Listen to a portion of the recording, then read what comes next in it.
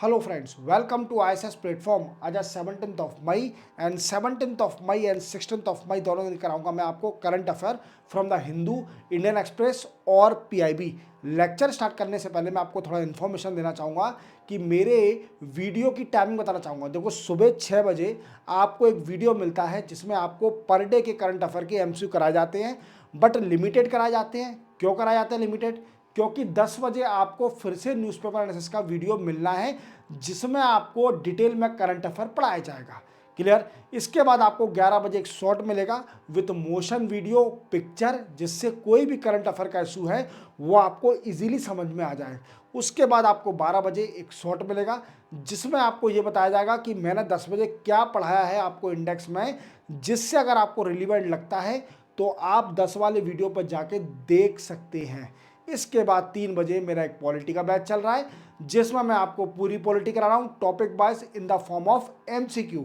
जैसे topic wise MCQ कराऊंगा जिससे आपकी पॉलिटी भी स्ट्रांग हो जाए, हर एस्पेक्ट से बताऊंगा। उसके ऑलरेडी 22 लेक्चर हो चुके हैं, क्लियर? देख लीजिए। फिर इसके बाद 70% मैंने इकोनॉमिक्स कंप्लीट कर दी है, जिसके वीडियो आपको इस वीडियो के डिस्क्रिप्शन में जाइए, वहाँ सारे वीडियो की लिंक दी हुई है। 13 लेक्चर है सिर्फ ओनली, ज़्यादा लेक्चर बड़े हैं बट मैंने ज़्यादा लेक्चर नहीं अपलोड करे हैं, बट बड़े हैं वो लेक्चर, 1 घंटे 1.5 घंटे के लेक्चर हैं, पर देख लीजिए, दैट्स माय गारंटी इकोनॉमिक्स अच्छी हो जाएगी। और सबसे बेस्ट तरीका बताता हूँ, लेटेस्ट वीडियो के लिए आप बेल आइकन प्रेस कर लीजिए, और बेल आइकन प्रेस करने के साथ अगर आपको वीकेंड से चैनल पर जाइए, प्लेलिस्ट में जाओगे, प्लेलिस्ट में आपको फोल्डर मिल जाएंगे कई सारे। एडिटोरियल फोल्डर में आपको कई सारे एडिटोरियल मिलेंगे जो कि आपके एग्जाम के लिए रिलीवेंट होंगे, देख लेना। चलते अपन, देखो सबसे पहले पढ़ेंगे अपन north east highway response to Bangladesh. देखो क्या है कि बांग्लादेश, जैसे आप जानते हो कि जैसे ही शेख हसीना मैम गई वहाँ से, वीकेंड से जब प्रोटेस्ट हुआ स्टूडेंटों का, तो वहाँ से शेख हसीना मैम जब प्राइम मिनिस्टर थी वो इंडिया आ गई थी। इसके बाद वहाँ इंटरिम गवर्नमेंट बनी जिनको हेड बनाया मोहम्मद यूनुस साहब को। अब मोहम्मद यूनुस साहब कुछ महीने बाद चाइना गए और चाइना में एक डेरोगेटरी कमेंट दे के आए, वो मैं आपको डिटेल में समझाऊंगा कौन सा डेरोगेटरी कमेंट है। अब इंडिया ने क्या किया है ऐसा, वो मैं आपको डिटेल में समझाऊंगा। मल्टी एजेंसी सेंटर वीकेंड से हमारे होम मिनिस्टर अमित शाह जी ने अभी इनॉग्रेट किया है। अब ये क्या करेगा वो मैं आपको डिटेल में समझाऊंगा। Then after EOS-09 satellite, EOS earth observation satellite 09 satellite ISRO launch करने वाली है। ये कोई सैटेलाइट है वो मैं आपको डिटेल में समझाऊंगा। Then after Celebi aviation Turkey company, ये इसको रिवोक कर दिया है। कौन सी बॉडी ने रिवोक करा है? इसके काम पूरे बंद कर दिए हैं क्योंकि ये टर्की की है। टर्की ने ऐसा क्या किया है वो भी मैं आपको बताऊंगा। Then after world economic situation and prospect 2025, देखो world economic situation and prospect 2025 अभी रिपोर्ट आई है, इसमें इंडिया की कितनी जीडीपी बताई है यही बताऊंगा, और कौन कौन से पॉजिटिव और नेगेटिव पॉइंट बताए हैं। Then after president and supreme court questioning, president और सुप्रीम कोर्ट में क्वेश्चनिंग हुई। हालांकि सुप्रीम कोर्ट ने क्वेश्चनिंग करी, प्रेसिडेंट ने सुप्रीम कोर्ट से कई सारे क्वेश्चन पूछे हैं किस रिलेटेड पर, वो मैं आपको डिटेल में समझाऊंगा। चलते वीडियो स्टार्ट करते हैं। देखो सबसे पहले north east highway response to Bangladesh. आपको याद होगा कुछ टाइम पहले, कुछ साल मतलब पिछले साल क्या हुआ था कि बांग्लादेश का प्रोटेस्ट हुआ था। क्या हुआ था? प्रोटेस्ट हुआ था on the issue of reservation, on the issue of reservation. जो फ्रीडम फाइटर थे उनको रिजर्वेशन ज़्यादा मिल रहा था as compare to the normal people. अब इसी बात का स्टूडेंट ने कई सारा प्रोटेस्ट किया, मूवमेंट हुआ। इसी वजह से जो वहाँ की पीएम थी शेख हसीना ये इंडिया आ गई। कहाँ गई? शेख हसीना ये इंडिया आ गई। अब इंडिया आते ही वीकेंड से ये तो मांगने लगे बांग्लादेश की एक्सट्रेडिशन करो, क्योंकि इंडिया और बांग्लादेश के बीच में एक्सट्रेडिशन पॉलिसी साइन है। बट वो बात छोड़ो। फिर इसके बाद इंटरिम गवर्नमेंट बनी, कहाँ पर? बांग्लादेश में इंटरिम गवर्नमेंट,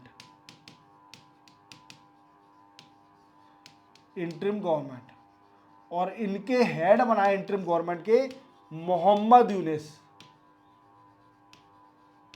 किसको बनाया? मोहम्मद यूनुस को इंटरिम गवर्नमेंट के हेड बनाए। अब मोहम्मद यूनुस के बनते ही कई सारे मुस्लिम ने माइनॉरिटी पीपल के टेम्पल, चर्च, इवन उनके हाउस को वेंडलाइज कर दिया। माइनॉरिटी पीपल के हाउस को वेंडलाइज कर दिया। इवन बांग्लादेश में जो इस्कॉन इस्कॉन टेम्पल है, कृष्ण जी का टेम्पल है, उनके महंत हैं चमन दास जी, ऐसे कुछ नाम था, उनको भी अरेस्ट कर लिया। क्लियर। हालांकि इसी बात का कई सारा प्रोटेस्ट हुआ, इवन इंडिया में भी, वेस्ट बंगाल में भी इस चीज़ का प्रोटेस्ट हुआ। बट कुछ महीने बाद फिर से ये चाइना गए, मोहम्मद यूनुस साहब चाइना गए to enhance the relation with China. भाई ठीक है, अब चाइना में ठीक है, अब वो तो किसी का भी देखो फ्रीडम है, सोवरेन कंट्री है, कहीं भी जा सकते हैं, बट आप जाने के साथ किसी के खिलाफ डेरोगेटरी कमेंट नहीं दे सकते। क्लियर। चाइना में जाके मोहम्मद यूनुस साहब ने एक बहुत बड़ी बात बोल दी जो कि इंडिया को खल गई। चाइना में बोल दिया मोहम्मद यूनुस साहब ने कि north east is landlock state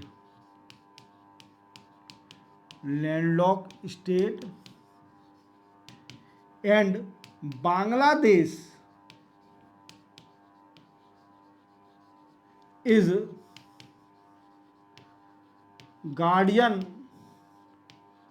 of seven sister. Guardian of seven sister. Seven sister क्या है? Seven state of the north east. और जैसे आप जानते हो कि चाइना से हमारा इशू चल रहा है नॉर्थ ईस्ट पर, कि वो अरुणाचल प्रदेश का भी आपने प्रीवियसली कहीं देखा होगा, उन्होंने नाम चेंज कर दिया कई सारी जगह को अरुणाचल प्रदेश में। अब इशू चल रहा है, इसी बात का इंडिया को पता चला कि भाई ये मोहम्मद यूनुस क्या बोल के आ रहे हैं भाई वहाँ पर चाइना में। तो इंडिया ने क्या करा, ट्रांसशिप फैसिलिटी, क्या करा, ट्रांसशिपमेंट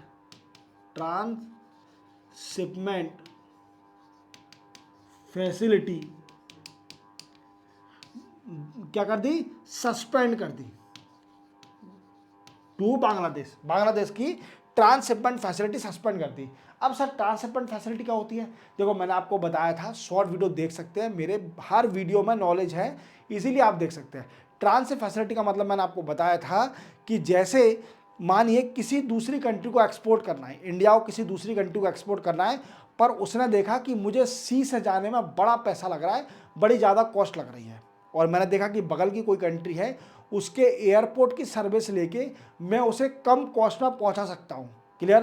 तो क्या है, डिफरेंट मोड का यूज करना by country to export the product goods and services to the different country, तो जिससे उसकी कॉस्ट रिड्यूस हो जाए। जैसे बांग्लादेश है, किसी दूसरी कंट्री में एक्सपोर्ट करना चाहती है, तो उसने देखा कि सी से मुझे लॉन्ग कॉस्ट लग रही है, मैं इंडिया तक पहुंचा दूंगा अपने रोड के जरिए माल अपना, और वहाँ से इंडिया से एयरपोर्ट से चले जाएगा दूसरी कंट्री में, तो मेरी कॉस्ट कम हो जाएगी, मुझे प्रॉफिट हो जाएगा। इसी को देखते हुए इंडिया ने ट्रांसशिपमेंट फैसिलिटी बंद कर दी और रीज़न दे दिया कि हमारे एयरपोर्ट पोर्ट पर कंजेशन हो रहा है, इवन हमारे लोकल एक्सपोर्टर को बेनिफिट नहीं मिल पा रहा है, इससे प्राइस इंक्रीज हो रही है। ये भी रीज़न था, बट ये मिनिमल रीज़न है। रीज़न वही था कि you said derogatory comment against India related to north east. तुम गार्डियन नहीं हो, हम तुम्हारे गार्डियन हैं। हमने तुमको 1971 में फ्रीडम दिलाया था, याद रखना। We are the guardian of Bangladesh, not you are a guardian of north east और इंडिया। इंडिया तो आपकी बोलने की औकात ही नहीं है, बट हाँ नॉर्थ ईस्ट आपने छोटे से पार्ट को गार्डियन बोला है, तो it is your difficulty, not our difficulty. Clear. तो we are the guardian of Bangladesh as well as north east. Clear. इसी को देखते हुए जवाब देने के लिए बांग्लादेश ने भी एक कड़ा रिस्पॉन्स लिया। जितने भी कॉटन यार्न इंडिया से एक्सपोर्ट किए जाते थे बाय लैंड रूट, ये पूरे सस्पेंड कर दिए। क्या बोला कि जितने भी बांग्लादेश में कॉटन यार्न या आन या फिर ह्यूमन नेचुरल यार्न, ये दोनों यार्न आ रहे हैं, ह्यूमन मेड यार्न, ये दोनों मेन लैंड रूट से ये पूरे बंद कर दिए। अब इससे इंडिया का लॉस तो हुआ थोड़ा बहुत, क्योंकि यार्न बहुत जाता है बांग्लादेश के अंदर। बांग्लादेश में कई सारी टेक्सटाइल हैं, टेक्सटाइल को यार्न की ज़रूरत पड़ती है, और इंडिया आगे है यार्न को प्रोड्यूस करने में, तो इसलिए यार्न का कई सारी कंपनी को इफेक्ट पड़ा। ठीक है, कोई बात नहीं, इंडिया थोड़ा बहुत तो दर्द झेल सकती है, कोई प्रॉब्लम नहीं। इसके बाद क्या हुआ कि इंडिया ने बोला ठीक है, तुमने भी रिस्पॉन्स दिया, हमने भी तुम्हें एक्शन दिया। क्लियर। अब हम तुम्हें एक और एक्शन देंगे, रिएक्शन देंगे, जिससे तुम्हारी धरती हिल जाएगी। क्लियर। बांग्लादेश में अर्थक्वेक आ जाएगा। सुनो मेरी बात, क्या बोला देखो, समझते हैं कि जो नॉर्थ ईस्ट हाईवे है, पहले अपन ये समझते हैं कालाधन मल्टी मॉडल, पहले ये समझेंगे काला धन मल्टी मॉडल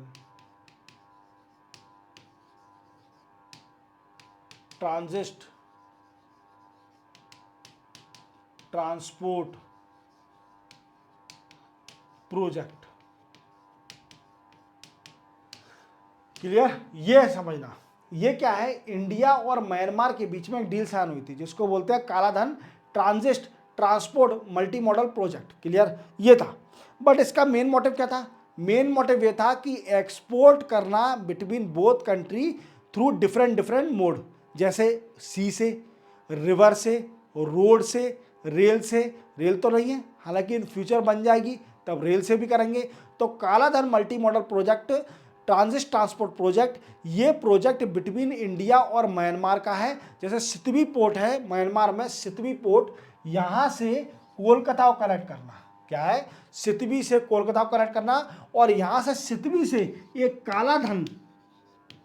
काला धन रिवर है, इस रिवर से कौन सा पार्ट है, पेरटवा, ऐसी कुछ नाम है, पलटवी, ऐसी कुछ नाम है, देख लेना, यहां तक एक्सपोर्ट करना। क्लियर? अब क्या हुआ इसके बाद, म्यांमार के नाम भी डिफिकल्ट होते हैं, देखना आप, ठीक है, मैंने आपको बता दिया है। तो क्या है, सिटवी से, बट इंडिया ने सोचा कि बांग्लादेश तो बहुत ऊंचा करी है, बांग्लादेश को रिस्पॉन्स देना है। तो इंडिया ने क्या किया, नेशनल हाईवे 6 से एक 4 लेन हाईवे बनाने जा रही है। 4 लेन हाईवे बनाने जा रही है, जो कि स्टार्ट होगा शिलोंग से। कहां से स्टार्ट होगा? शिलोंग से, देन सिलचार, देन एजवल, देन लुएंगोटालाई, जोरनपुरी, पलटवा और कलटवा। यहां से सितवी से पलटवा जाएगा, ये पलटवा है, ठीक है, पलटवा ही है, कुछ ऐसे नाम है, पलटवा। ये रिवर से यहां पर कालानंद, ये कौन सी रिवर है?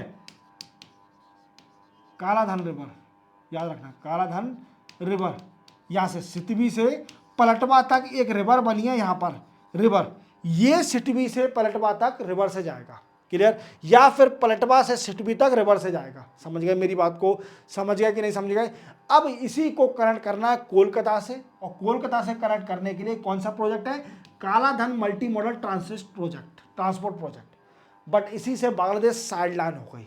बांग्लादेश ने सोचा कि हम तो गार्डियन है, इंडिया क्या करेगी ऐसा कि हमें पता ही नहीं चलेगा। बट इंडिया ने रिस्पॉन्स ऐसा दिया इनको कि इनकी अकल ठिकाने आ गई। ये समझ रहे थे कि इंडिया कुछ नहीं कर पाएगी, इंडिया बकवास है, बट इंडिया को हमारी जरूरत पड़ेगी। तो इंडिया ने सोचा क्यों ना हम दिमाग लगा के एक ऐसा ही हाईवे बना दें, हम पे पैसे कमी तो है नहीं, तुम लोग पैसे के लिए दूसरी कंट्रियों में लेके जाते हो कटोरा, हम लेके नहीं जाते, हम देने जाते हैं। जैसे कि $200 मिलियन दिया ही म्यांमार को, जाओ तुम भी मजे करो। हमने उसको दिया, अंगोला का प्रेसिडेंट आया था कि डिफेंस के लिए दे दिया, जाओ डिफेंस फोर्स के अपने खरीद लो, वर्दी खरीद लो, जाओ, हम पे बहुत पैसा है। क्लियर? हम लाइन ऑफ क्रेडिट कई सारी कंट्री को देते हैं, श्रीलंका को दिया, हम क्या है, हम तुमको भी देते हैं, तुम्हें भी आ जाओ, बांग्लादेश को भी कई बार दिया है।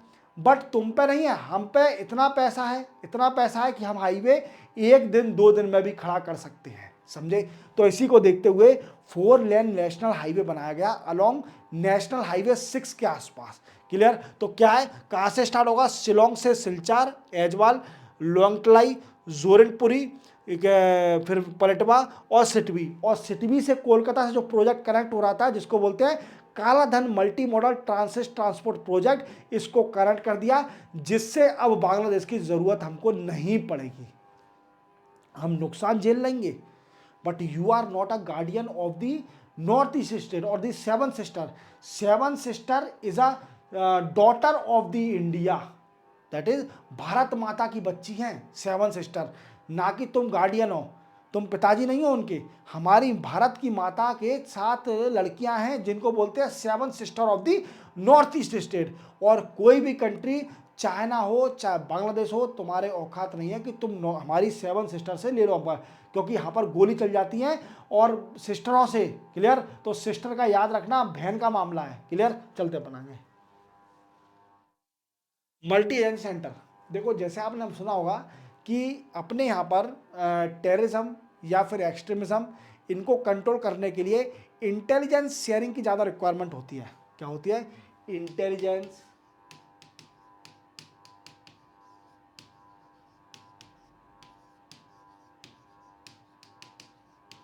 Intelligence sharing. अब इंटेलिजेंस शेयरिंग किसके बीच में?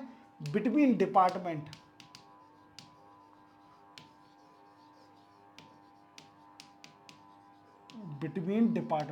बिटवीन डिपार्टमेंट, कई सारे डिपार्टमेंट है, अमोंग डिपार्टमेंट, बिटवीन डिपार्टमेंट, कुछ भी कर सकते हैं आप।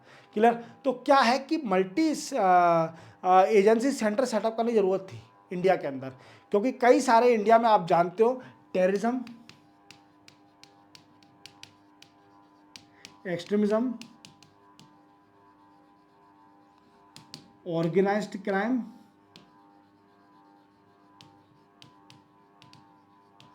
साइबर सिक्योरिटी,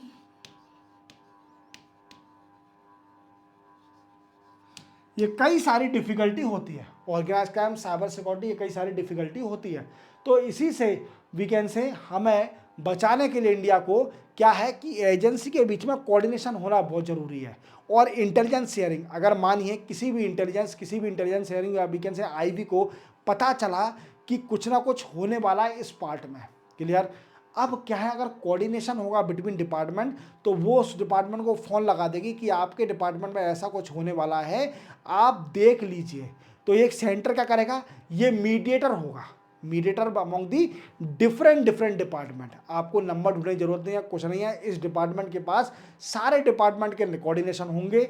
इवन ये डिपार्टमेंट को आप इंटेलिजेंस ब्यूरो, रॉ या कोई भी एजेंसी कॉल कर सकती है कि ऐसी ऐसी सिचुएशन आ रही है, फ्यूचर में ऐसा हो सकता है, तो आप उनको अवेयर कर दो, उस डिपार्टमेंट को, उस एरिया को, उस पुलिस को इन्फॉर्म कर दो।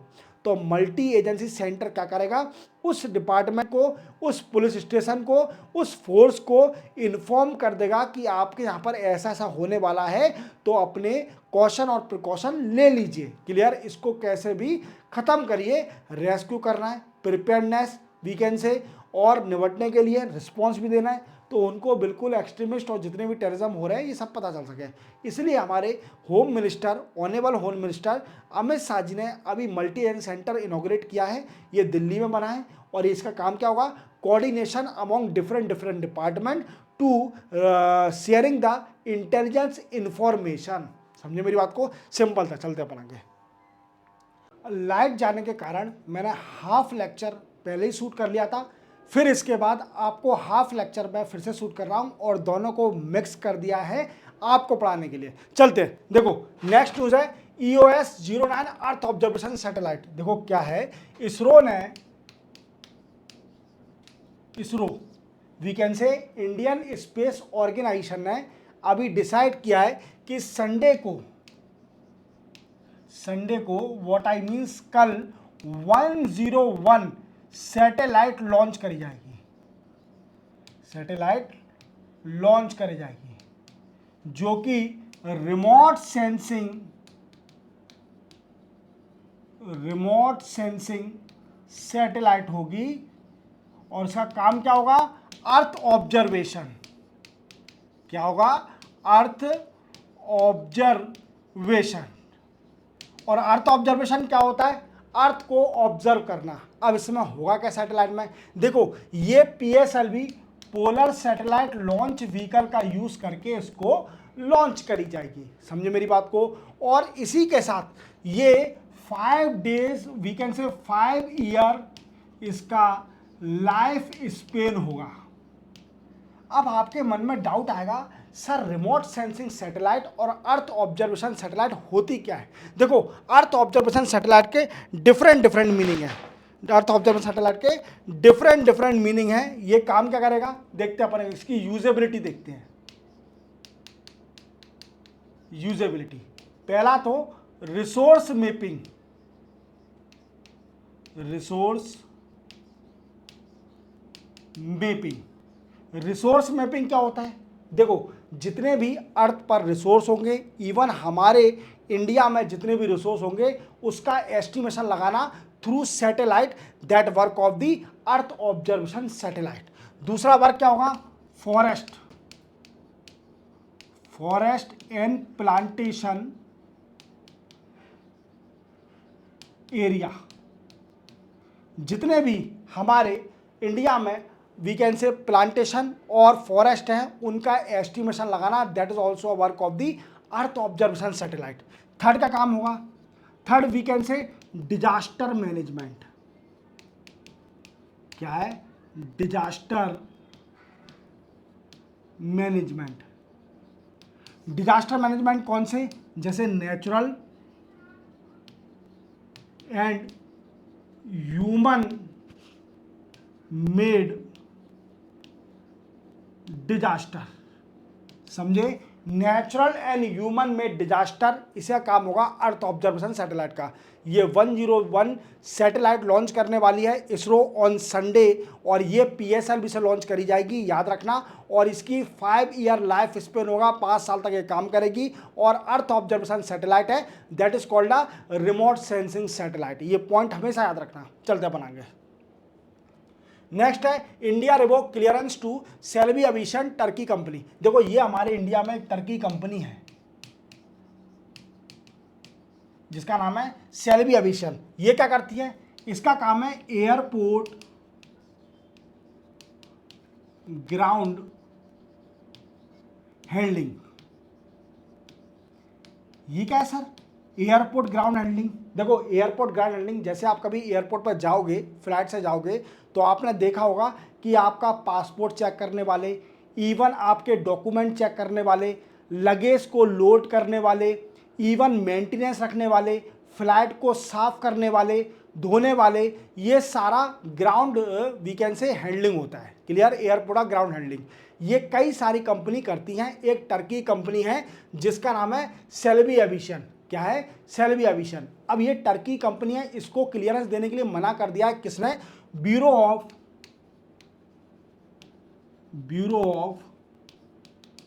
Civil aviation security. हमारे इंडिया में जो भी क्लियरेंस मिलता है एयरपोर्ट से रिलेटेड, BCAS से मिलता है। किससे? Bureau of civil aviation security से। बट टर्की के साथ ऐसा क्यों हो रहा है? देखो अभी आपने देखा होगा इंडिया और पाकिस्तान का बड़ा छोटा सा वार चला था। छोटा सा क्यों चला? क्योंकि India is more powerful and Pakistan ने जल्दी घुटने टेक दिए। क्लियर? डर गई पाकिस्तान और पाकिस्तान ने जल्दी हार मान ली। क्लियर? इसी को देखते हुए दो कंट्री पाकिस्तान के सपोर्ट में आई थी। वी कैन से फ्रंट में सपोर्ट में आई थी। Even we already support that country during that country face the earthquake problem. देखो कौन कौन सी कंट्री थी? पहली थी टर्की,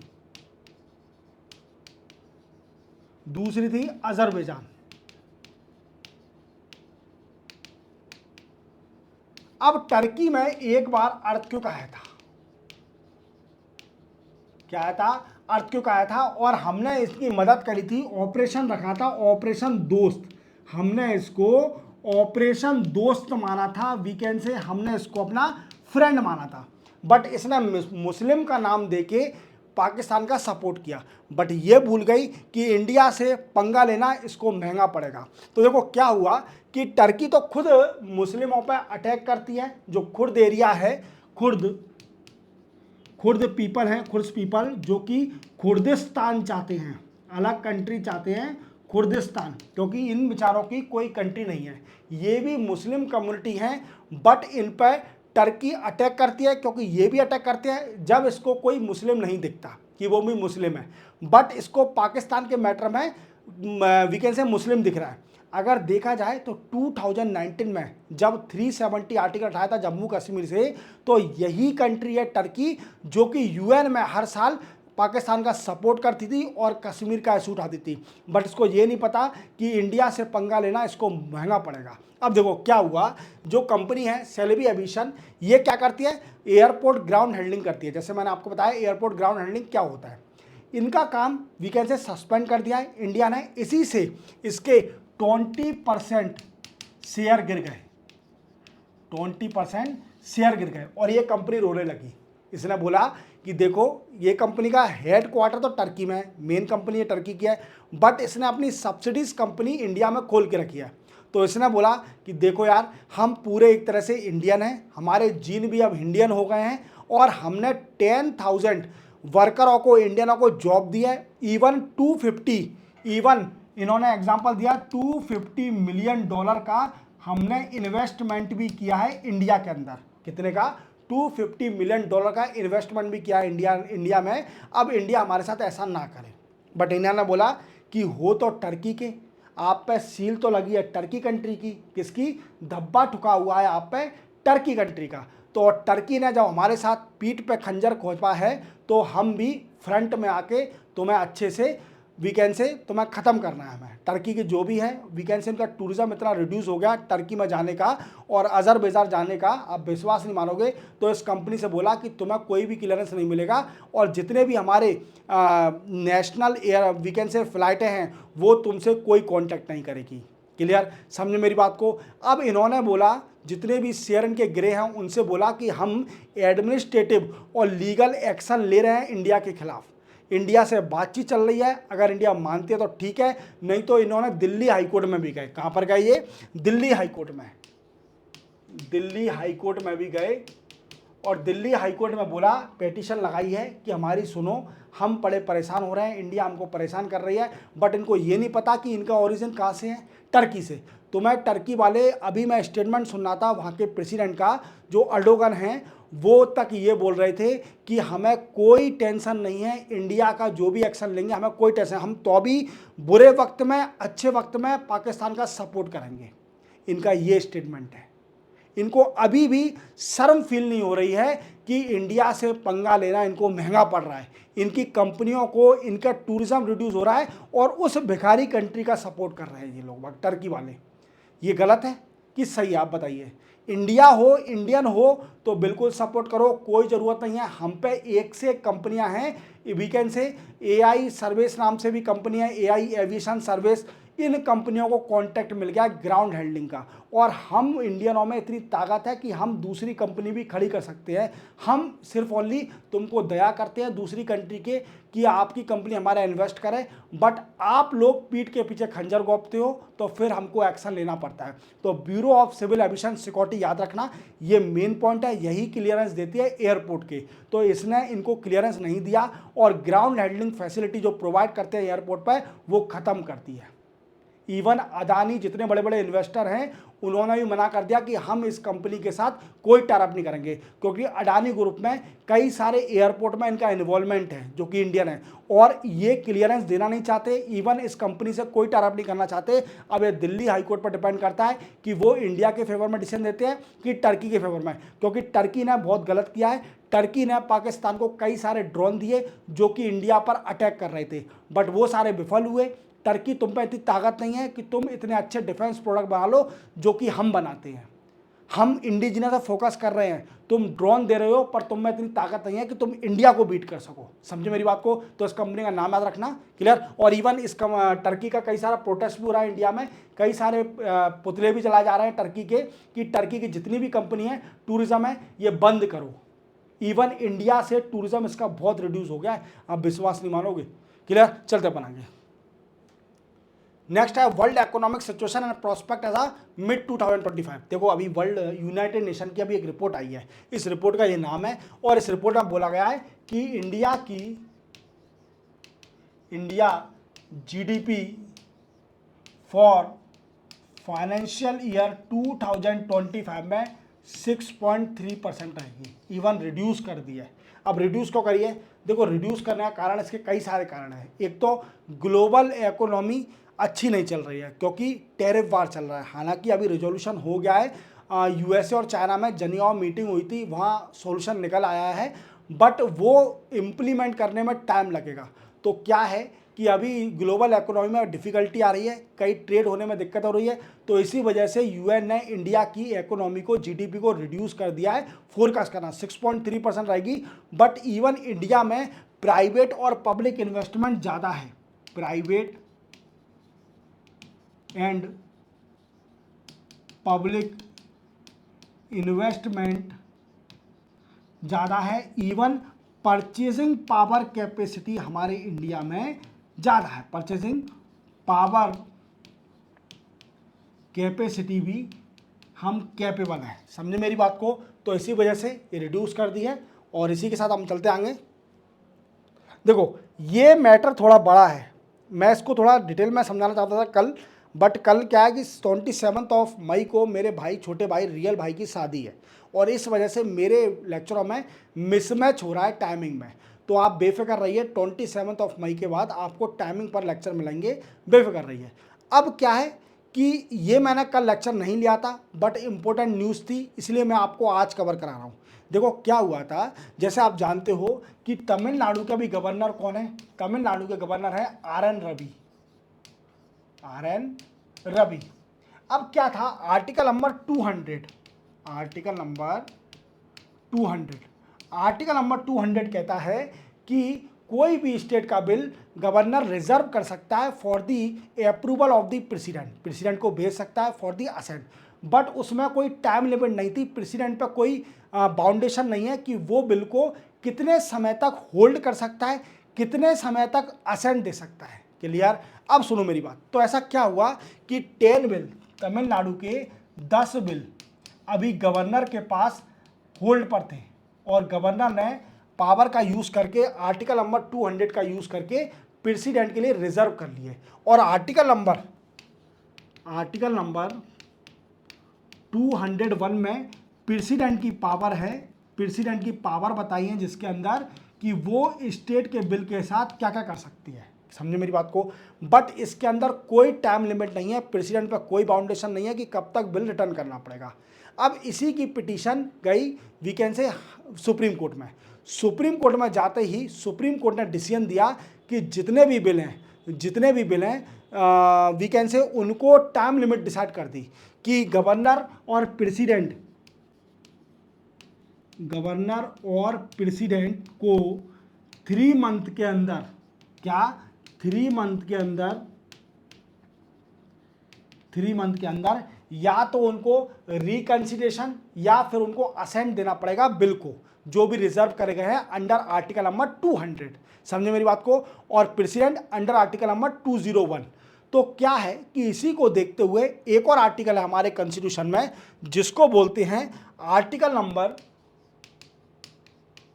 143 मतलब I love you, I for 1, 4 मतलब LOV 4 and 3 for YOU love. और आर्टिकल नंबर 143 में ये लिखा हुआ है कि प्रेसिडेंट कुछ भी सजेशन मान सकता है, रिकमेंडेशन मान सकता है from the Supreme Court on the issue of law और fact, on the issue of, याद रखना ये 2 पॉइंट याद रखना, on the issue of law और फैक्ट। क्लियर? इन पर रिकमेंडेशन मान सकता है, बट इसमें यह भी लिखा हुआ है कि प्रेसिडेंट पर कोई बाउंडेशन नहीं है कि वो सुप्रीम कोर्ट के डिसीजन या रिकमेंडेशन को माने। क्या है? सुप्रीम कोर्ट के रिकमेंडेशन को मानने के लिए कोई बाउंडेशन नहीं है प्रेसिडेंट पर, ऑन द प्रेसिडेंट। अब इसी को देखते हुए, इस मैटर को देखते हुए हमारी मुर्मू मैम ने कई सारे क्वेश्चन पूछे सुप्रीम कोर्ट से। मैं कुछ क्वेश्चन आपको बता देता हूं कि देखो, ये पूछा गया कि कौन सी आपके पास पावर है सुप्रीम कोर्ट के पास कि हमारे कॉन्स्टिट्यूशन में इवन टाइम लिमिट नहीं भी लिखी है तो भी आपने टाइम लिमिट डिसाइड कर the under article number 201, president पर बाउंडेशन लगा दी। गवर्नर की चलो ठीक है, आपने प्रेसिडेंट पर बाउंडेशन लगा दी, वो गलत है। क्लियर? दूसरी बात बोली गई कि आप ये बताइए कि क्या ये पावर जस्टिसाइबल है, वीकेंड से गवर्नर और प्रेसिडेंट को असेंट देना, क्या ये हमारी जस्टिसाइबल है? तमिलनाडु पिटीशन लगा सकता है, कोई पिटीशन लगा सकता है क्या इसके खिलाफ? दूसरी बात बोली गई जो कि आर्टिकल कौन सा है, 74, हाँ 74, आर्टिकल नंबर 74 क्या कहता है? There should be council of minister with prime minister at the head to aid and advice to the president, clear, on their function. क्या है? कुछ प्रेसिडेंट पर डिस्क्रिशनरी पावर है जो कि काउंसिल ऑफ मिनिस्टर के बिना रिकमेंडेशन से वो कर सकती है, और प्रेसिडेंट जो बिल को असेंट देना ये डिस्क्रिशनरी पावर है, ये बाउंडेशन नहीं है, ना ही ये काउंसिल ऑफ मिनिस्टर से रिकमेंडेशन लेके ना ही कर सकती है, ये इसकी डिस्क्रिशनरी पावर है। वी कैन से पूरी पावर प्रेसिडेंट पे है कि वो असेंट दे भी सकती है और नहीं भी दे सकती। क्लियर। हालांकि फाइनेंस बिल में रूल है देना पड़ेगा, रिकंसिडरेशन के लिए नहीं भेज सकते बिल को प्रेसिडेंट। बट ये पूछा गया सुप्रीम कोर्ट से कि आपने किस बेसिस पर हमारी डिस्क्रिशनरी पावर पर बाउंडेशन लगाया है। क्लियर। मुर्मू मैम ने पूछा कि आपने किस बेसिस पर हमारी डिस्क्रिशनरी पावर पर बाउंडेशन लगाया, इसका हमें आंसर दीजिए। क्लियर। तो ऐसे कई सारे क्वेश्चन पूछे गए मुर्मू मैम ने सुप्रीम कोर्ट से अंडर आर्टिकल नंबर 143। आर्टिकल याद रखना बस, बिल्कुल क्लियर। तो क्या है कि सुप्रीम कोर्ट को भी कॉन्स्टिट्यूशन के हिसाब से चलना पड़ेगा, क्योंकि हमारे इंडिया में पार्लियामेंट सुप्रीम नहीं है, हमारे इंडिया में कॉन्स्टिट्यूशन सुप्रीम है। क्या है? कॉन्स्टिट्यूशन सुप्रीम है। और हर body, even Supreme Court, even president, prime minister, every higher authority would be work on the basis of the constitution of India. हालांकि 1973 में Kesavananda Bharati versus state of Kerala जो डिसीजन आया था, जिसमें बोला गया था कि some part of the constitution is a basic structure of the constitution, जिसको चेंज नहीं किया जा सकता, अमेंड नहीं किया जा सकता। तो यही देखते हुए सुप्रीम कोर्ट ने डिसीजन मांगे हैं। क्या ये बात जो आर्टिकल आप बोल रहे हो, बाउंडेशन लगा रहे हो, क्या बेसिक स्ट्रक्चर है? आप इसको चेंज कैसे कर सकते हो? कॉन्स्टिट्यूशन को चेंज करने की पावर किसके पास है? पार्लियामेंट के पास है। आपके पास कब से हो गई? तो मैंने आपको, हमारे इंडिया में सेपरेशन ऑफ जुडिशरी, एग्जीक्यूटिव और लेजिस्लेटिव है। इवन आप जानते हो कि स्ट्रॉन्ग नहीं है सेपरेशन, बट हमारे इंडिया में बोला तो जाता है कि लेजिस्लेटिव, एग्जीक्यूटिव और जुडिशरी सेपरेट है। आप वी कैन से एग्जीक्यूटिव और लेजिस्लेटिव के वर्क में हिंड्रेंस क्रिएट कर रहे हो। आप कौन हो? Supreme court. आप कैसे बाउंडेशन लगा सकते हो? मुझे इसका रिप्लाई चाहिए under article number 143। That is called the Supreme court ask the recommendation from the Supreme Court on the issue of law और फैक्ट। समझे मेरी बात को? तो यही कहानी है। अब सुप्रीम कोर्ट का डिसीजन आएगा, जब वो रिकमेंडेशन देंगे, बताएंगे प्रेसिडेंट मैम को, तब ये कहानी पूरी खत्म होगी। क्लियर। देखते हैं। हालांकि प्रेसिडेंट मैम बाउंडेशन में नहीं है, on the recommendation of supreme court under article number 143, that is called I love you. Clear. तो समझो गए आप मेरी बात को। इसी के साथ आपके 2 दिन के मैंने करंट अफेयर कंप्लीट करा दिए। सॉरी आज के लिए हाफ लेक्चर शूट हो चुका था। देन आफ्टर 9 बजे, 9:15 पे आई थिंक लाइट चली गई जब मैं शूट कर रहा था। 2 न्यूज़ में पूरा शूट कर चुका था। फिर इसके बाद गर्मी तो वैसे ज़्यादा है, इवन इन्वर्टर भी है, but without inverter, we can say without AC मैं काम नहीं कर सकता, क्योंकि गर्मी इतनी है और लाइटें ज़्यादा जलती हैं, तो गर्मी वो ज़्यादा हीट छोड़ती हैं। क्लियर। मिलते हैं हम कल, तब तक के लिए जय हिंद।